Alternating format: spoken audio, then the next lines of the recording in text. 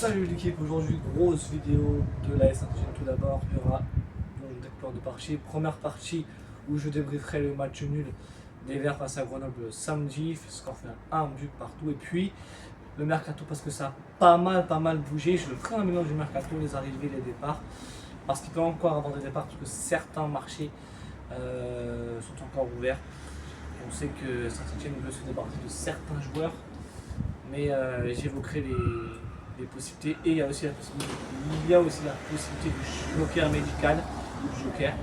A priori ça pourrait se faire aussi. On va voir comment ça va évoluer ces prochaines semaines. Mais tout d'abord je passe à la première partie. La première partie c'est le match entre Saint-Etienne et Grenoble, parce qu'on fait un partout. Alors il y a beaucoup de choses à dire sur ce match. Tout d'abord, dans la compo, les choix de Rick Ordeland, 4-3-3 classique, ça je pense que depuis son arrivée on est habitué. Il a mis du coup une défense centrale classique avec Nadé Lamba qui est titulaire, hein. Je pense que ce sera la charnière indiscutable. Sur le côté droit, c'était João Ferreira, et sur le côté gauche, en l'absence de Ebenezer Hanan, c'était Maxime Bernauer qui était titulaire. Sur le côté gauche de la défense stéphanoise, il a fait un plutôt bon match, je trouve d'ailleurs, Maxime Bernauer. C'est intéressant de voir ce match, je trouve vraiment qu'il a fait plutôt un bon match. Premier de terrain, on avait Mouefek, Tardieu et Jabert.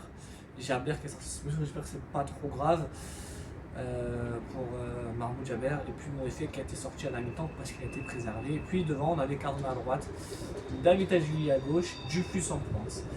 Alors bon, un match, c'est simple, il commence c'était compliqué, comme face à Boulogne, on arrive avec 5 défenseurs, on a du mal à poser notre jeu, on a le ballon, certes, mais on n'arrive pas, ça ronronne, on passe derrière, on passe au côté, bref, c'était compliqué pour les Stéphanois. Et à la 36e minute, on va trouver la faille, un très bon ballon de Florent Tardieu. On passe laser sur Michael Nadé qui est là, avant-centre, mais Nadé, c'est pas la première fois qu'il est dans cette position, il avait déjà été il y a 2 ans face à Concarneau, il est souvent positionné avant-centre, Michael Nadé, et encore une fois ça lui réussit puisqu'il marque encore.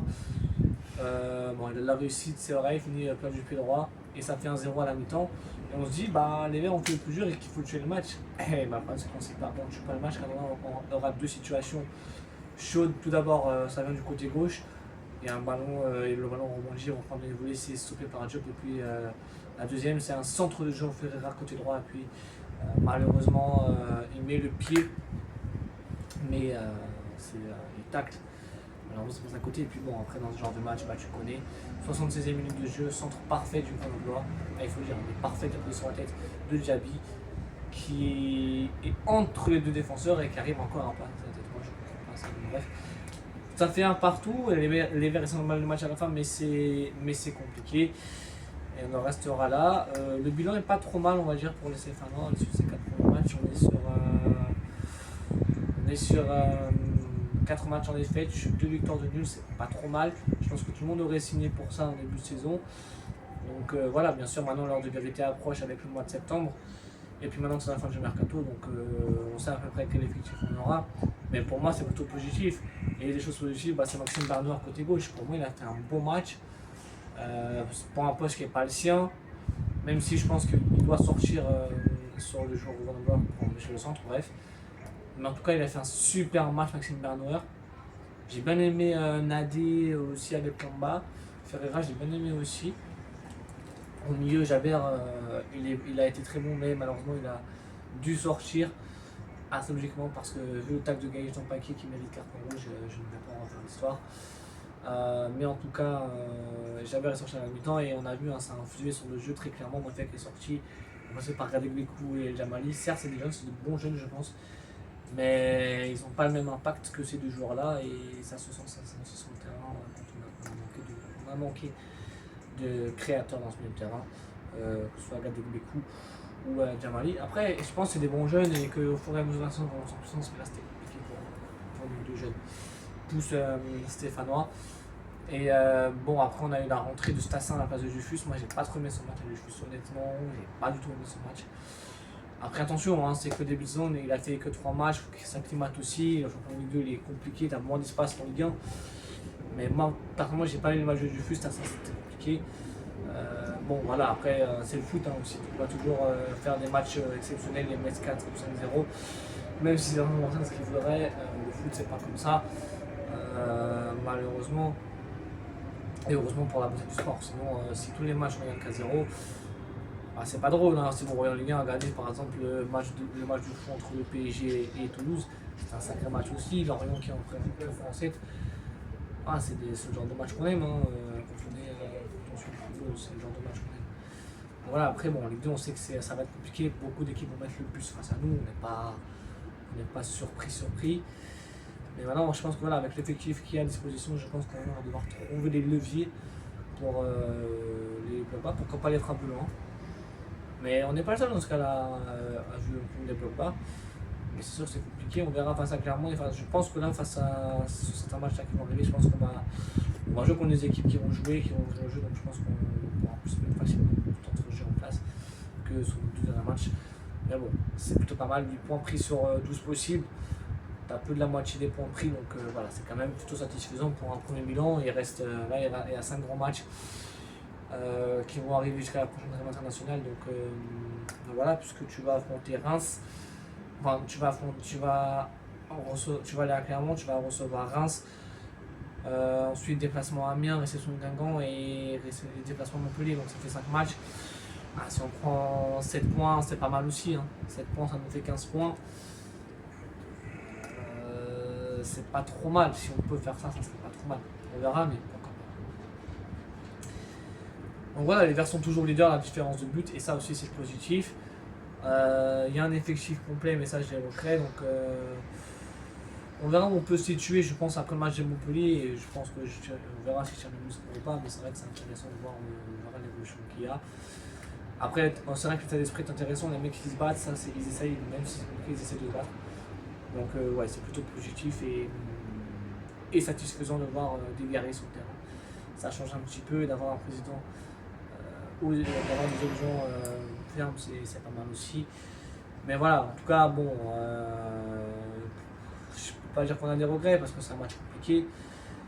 Mais bon, il aurait dû tuer le match, je pense à 2-0, le match est plié. Il y a pour moi carton rouge au carton paquet, mais comme je dis, j'ai pas refaire l'histoire. Et voilà, maintenant, c'est quoi la suite? Le mercato. Ça y est, le mercato est enfin terminé, enfin après 2 mois et demi de mercato. Le mercato est officiellement terminé. Je vais faire un bilan du mercato en commençant par les départs parce qu'on a eu beaucoup. Je vais faire ligne par ligne. En défense, départ de Léo Petro vers Elche, c'est dommage parce que moi c'est un joueur que j'aimais beaucoup. Léo Petro, c'est un guerrier, il incarnait les valeurs du club. Donc voilà, Léo Petro est parti à Elche. Je ne sais pas comment ça s'est passé, Roland voulait le reconduire. Mais bon, ça n'a pas pu se faire, on ne sait pas pourquoi, on n'est pas dans le club, on ne sait pas pourquoi, bref. Ensuite, donc départ de Petro, arrivée d'Anan, bon, je l'évoquerai après. Après, il n'y a pas eu trop de départs en défense, hein, à part Petro, bien évidemment. Masson aurait dû partir, mais il a été reculé à la visite médicale. Ensuite, on a eu milieu terrain 2 départs. Lamine Fomba, honnêtement, je n'ai pas regretté Lamine Fomba parce que ça n'a pas été un joueur qui m'a marqué à Saint-Etienne durant son passage. Je n'ai pas aimé ce joueur. On voyait plus ses cheveux que son talent footballistique. Moi, c'est pas un joueur qui m'a marqué. Lamine Fomba, il est parti sur sa de Genève. Bon vent quand même à lui, mais moi, j'ai jamais été fan de Lamine Fomba. Donc voilà, peut-être qu'il me fera mentir, mais il est parti, je pense, qu'on en a vu, parce que tout le monde voulait voir. Bon. Deuxième départ, c'est Louis Mouton qui est parti à Angers libre aussi. C'est un petit peu dommage parce que les départs qu'on a, oui, il y a Pierre Cornu aussi, mais je l'évoquerai. C'est dommage parce que les départs qu'on a, en fait, certains, on n'a pas eu beaucoup d'investissements, on n'a pas eu beaucoup d'argent qui sont rentrés, mais aussi on dit qu'on en a besoin. Mais ouais, Mouton est parti en fin de contrat à Angers parce qu'il voulait jouer en Ligue 1. Peut-être que c'est bien pour lui, est-ce qu'il y a un Ligue 1, on verra, je sais pas. Mais prendre du plaisir à Angers, ça c'est sûr. Voilà. C'est clair, hein, je pense que vraiment j'ai eu du plaisir à jouer à Angers. Alors, il y a eu deux départs aussi en défense, c'est Marlon Bentayeg et Pierre Cornu. Alors Pierre Cornu, j'ai jamais compris pourquoi on a recruté ce joueur. Franchement, on a investi, je ne sais plus combien dessus, on a rejoint 1 million d'euros. Maccabi Haïfa. Donc franchement, on aurait mieux fait de le prêter parce qu'il n'a pas été exceptionnel non plus. Bentaïg, je pense qu'en Ligue 2 c'était bien. Ligue 1 c'était compliqué pour Mahmoud Bentaïg. Mais bon, Ligue 2 c'était intéressant ce qu'il a fait l'Égyptien. Malheureusement il est reparti aussi. C'est un échec pour Mahmoud Bentaïg. Et puis en pointe, on a eu 2 départs, les deux numéros 9 qu'on avait qui nous avaient coûté beaucoup de buts à la Saint-Etienne. Ibrahim Sissoko, parti à Bochum en des 2 allemandes, libéré par la Saint-Etienne parce qu'il est resté, je crois, un ou 2 contrats, quelques années de contrat en tout cas. Et puis Wadji qui est en fin de contrat qui est parti en Azerbaïdjan. Voilà. C'est des joueurs eux aussi qui auraient pu en Ligue 2 faire l'affaire. Sissoko surtout parce qu'il a quand même marqué 12 buts sa première saison. Et il fait partie de ceux qui nous ont permis de remonter il y a 2 ans. Ça c'est clair. Et puis Wadji, même s'il a été blessé beaucoup ces 2 dernières saisons, moi j'ai bien aimé Wadji la première saison. Je pense que c'était impressionnant. Marqué but sur but et voilà, je pense que sa blessure a fait que ça l'a un petit peu cassé par libre aussi, mais bon, voilà, je pense que la Ligue 1 pour Wadji c'est trop léger. Mais je pense qu'en Ligue 2 il aurait fait l'affaire. Mais voilà, après, il y a encore, comme je dis, encore des marchés ouverts. On sait que Batumel Sankara est en partant, on sait que Armand ne le veut plus. On sait que Masson aussi, a priori, est en partance. N'Guessan, après, alors, le souci pour N'Guessan, il est là, c'est qu'aujourd'hui, le club veut le prolonger, mais son entourage ne veut pas le prolonger. Et comme je dis, il y a la possibilité d'un joker à la fin du mercato que tu peux avoir. Et a priori, d'après ce qu'on a vu, le Paris FC, vu qu'ils n'ont pas eu Stassin, eh bien, voudrait Diane N'Guessan comme joker médical. On verra si c'est possible, je sais pas. Mais bon, pour moi, ça serait dommage parce que c'est un jeune qui a du potentiel. Enfin, en Ligue 1, on a vu que c'était compliqué, mais voilà, je pense qu'il y a des choses intéressantes à faire avec N'Guessan. Mais on verra. On verra bien pour Diane N'Guessan. Je pense que c'est pas mauvais joueur non plus. Voilà, mais je pense que le club ne voudra pas le vendre. On le sait, on veut, en tout cas, le club veut pérenniser les jeunes, la formation. Et c'est vrai que quand on regarde dans le groupe samedi, avec beaucoup de jeunes centres de formation, tu avais Nadé, Mouefek, tu avais El Jamali, Gadek Bekou. Voilà, tu avais des joueurs de centre de formation. Franchement, non, c'est bien ça remettre des jeunes de centre de formation, mais il faudra voir. Il faudra voir, parce que maintenant, en plus avec l'effectif qui est bien complet, avec des arrivées quand même assez intéressantes, 8 arrivées à la Saint-Etienne. Et je pense que Kilmer a appris de ses erreurs, parce qu'ils ont recruté vraiment ligne par ligne. Ils ont commencé par un latéral gauche qui arrivait sur le tard, Benézer Hanan, au début du mois d'août, venant de l'Étoile Rouge de Belgrade. Donc on verra ce que ça donne, mais moi c'est pas trop mal pour l'instant de ce que j'ai vu. Chico Lamba c'est intéressant aussi, mais bon, je pense que c'est vraiment un patron de la défense. Avec Nadé, alors si Nadé se blesse, est-ce que tu mets Bernauer, est-ce que tu fais une rotation à 3 ou 4 à voir, parce que du coup si Bernauer satisfait à gauche, est-ce que tu le laisses à gauche? Ça sera encore les choix de... Non, mais moi j'aime bien personnellement Lamba. Ferreira j'aime bien aussi, c'est un latéral, ça change un petit peu de Masson ou d'Apia. J'ai rien contre Apia, je préfère toujours Apia à Masson, mais c'est vrai qu'on sent quand même que techniquement il est quand même plus à l'aise et plus fort, et que voilà, il y a moins de boulevard à droite comme on a pu le constater la saison passée. Parce que la saison passée il y avait beaucoup de boulevards. Cette année je pense que ce sera moins le cas avec Joao Ferreira. On verra au milieu de terrain, c'est comme je dis, c'est Mahmoud Jaber qui a été recruté. Franchement, Jaber, moi c'est un joueur, c'est un joueur intéressant en réalité. Mahmoud Jaber, vraiment c'est un joueur très intéressant techniquement. Et il est capable de porter le ballon, il a marqué un joli but face à Rodezan. Franchement, c'est un joueur très intéressant, titulaire sur les 4 matchs, Mahmoud Jaber. Donc je sais pas, j'espère qu'il sera pas trop de son temps, mais franchement, moi c'est un joueur que j'apprécie, que j'aime bien à les Saint-Etienne, Mahmoud Jaber. Donc on verra la suite pour Mahmoud Jaber. Ensuite, on a eu un seul milieu de terrain en côté, et il y a le cas Pierrecois aussi. Et oui, Pierrecois, l'option d'achat a été levée par le club. Alors on ne sait pas s'il va reprendre comment, le mercato est terminé. Est-ce que monsieur Pierrecois va reprendre l'entraînement? Je pense que, honnêtement, j'en sais rien. Est-ce qu'il va aller en réserve? J'en sais rien, mais en tout cas, lui ne veut pas reprendre l'entraînement. Je pense qu'aujourd'hui, la réalité, c'est que quand on voit la banderole des Magic face à Grenoble, c'est clair. Le gars n'assume pas de faire descendre, enfin n'assume pas, entre guillemets, de faire partie de l'équipe de l'effectif qui est descendu. Si on regarde, oui, il y a des départs, Petro est parti, il y en a plein qui sont partis. Mais et quoi ne voulait pas parce que monsieur peut-être se prétend très bon joueur, c'est un bon joueur. Hein. Mais pour la Ligue 2, je pense que ça va le faire. Après, bon, est-ce qu'il aurait pu jouer ailleurs, je sais pas, bref. En tout cas, bon, et puis avec quoi, on verra comment ça va se passer, comment ça va évoluer ces prochains jours. Je suis curieux de voir comment il va être accueilli à Geoffroy Guichard, Pierre Econ, on verra bien. 6 millions d'euros hein, pour Pierre Econ, donc je pense que le club a quand même une intérêt à la tête avec lui. Donc on verra bien s'il joue au mois de septembre ou au mois d'octobre. En tout cas, il s'est entraîné, donc on verra, je pense qu'il doit être affûté physiquement. La bonne nouvelle aussi au milieu de terrain, c'est le fait qu'on garde Benjamin Bouchouari, parce que c'est vrai que cette équipe manque pour moi de créateurs, et je pense que le retour de Bouchouari va faire beaucoup de bien à la Saint-Etienne. Moi, j'aurais préféré, honnêtement, en étant totalement honnête, qu'il soit vendu pour que le club fasse une plus-value sur lui, ou alors est-ce qu'ils vont le prolonger et le vendre. Je ne sais pas comment ça va se passer avec le club, on verra. Mais bon, je sais pas comment ça va se passer, on verra bien. Mais ouais, je suis content que Bouchouari soit resté quand même d'un côté, parce qu'il va vraiment apporter quelque chose en plus à cette équipe. Un côté créatif où il porte le ballon. C'est vrai qu'il y a très peu des médias comme ça qui peuvent faire des différences. Et voilà, on sait que ces deux saisons de 2, il a été très bon. Et on vient a tiré aussi son épingle du jeu, donc on verra si la troisième saison de 2 est la bonne pour Benjamin Bouchouari. Moi j'espère que oui. Et puis oui aussi ils ont levé l'option d'achat de Maxime Bernard en défense. Donc c'est intéressant aussi parce que Bernard pour moi c'est un joueur que j'apprécie particulièrement, c'est un bon joueur de ballon. Et pour la Ligue 2 on sent vraiment que c'est un patron pour moi. On verra s'il fait toute la saison, il a été blessé, mais s'il ne se blesse pas, Maxime Bernard, je pense que ça peut être vraiment une très bonne chose d'avoir levé l'option d'achat. Comme Erwin Cardona, on a enfin levé l'option d'achat pour Cardona. 2 buts, pour l'instant il a 2 buts en 4 matchs, donc c'est plutôt pas mal. Il n'a pas marqué son 2 dans le match. Je sais qu'il y en a plein qui lui sont tombés dessus après le match face à Grenoble parce qu'il a raté des situations, ouais, mais il ne peut pas toujours être efficace devant la cage.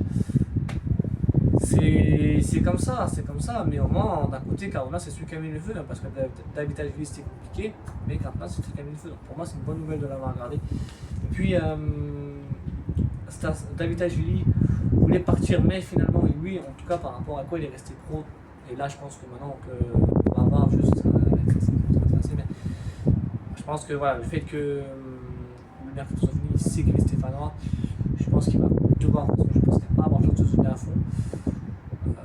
Donc on verra bien, mais je pense qu'il a plutôt intérêt à se donner à fond David Ajvili.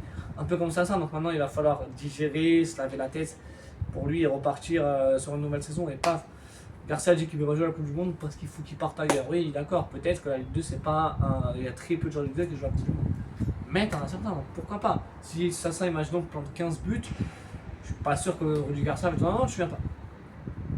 Après c'est un jeune joueur, Sassa, qui peut très bien faire une saison à Saint-Etienne, jouer l'Euro dans 2 ans, imaginons, même si on a encore la fin de saison,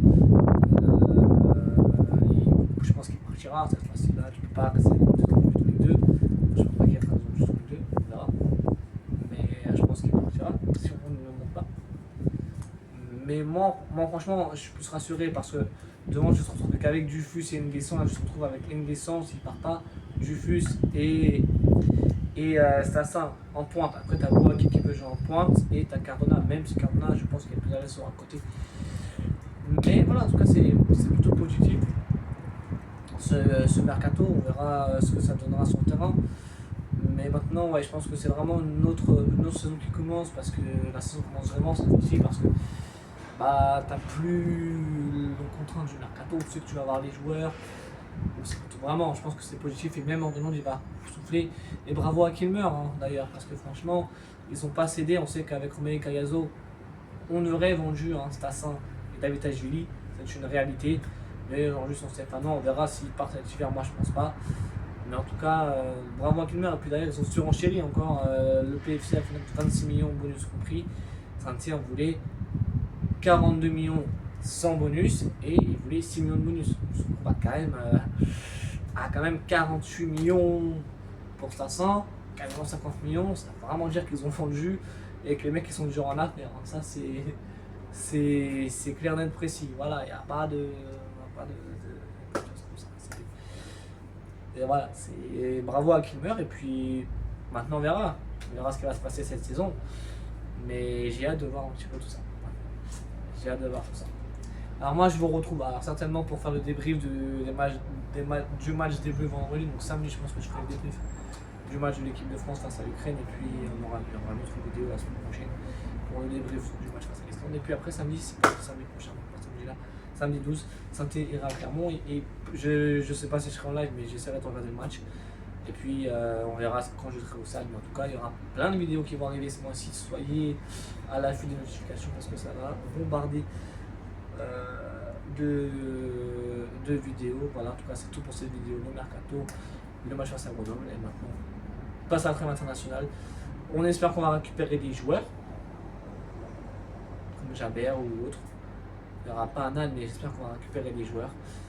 Et voilà, et puis je vous souhaite encore une bonne rentrée. Profitons encore du soleil et puis je vous dis allez les verts. Et oui, c'est comme ça.